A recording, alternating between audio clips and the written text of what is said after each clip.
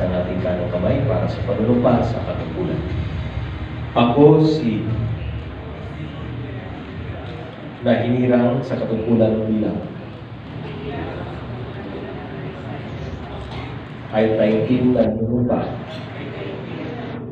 Natutuparin ko ng husay at kapatagan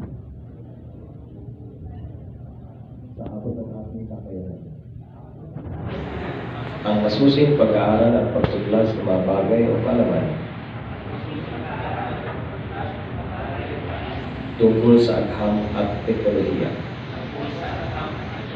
upang may bahagi ko ang mga ito at pakinabangan ng kasalukuyang panahon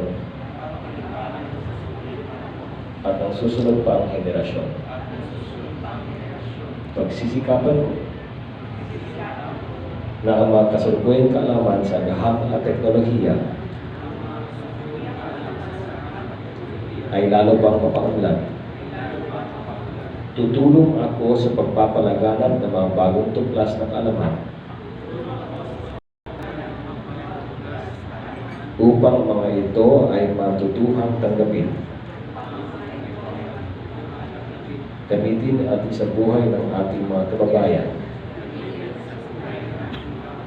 tungo sa pag-unlad ng bansang Pilipinas.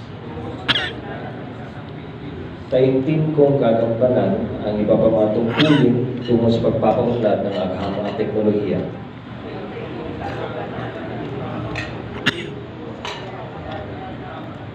Sa bansa, itataguyod ko at ipagtatag ang saligang batas ng Pilipinas. Mananalig at tatalima ako rito.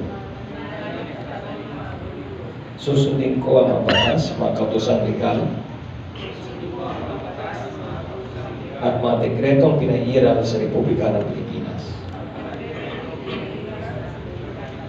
At kusa kong babalikatin ang pananampang ito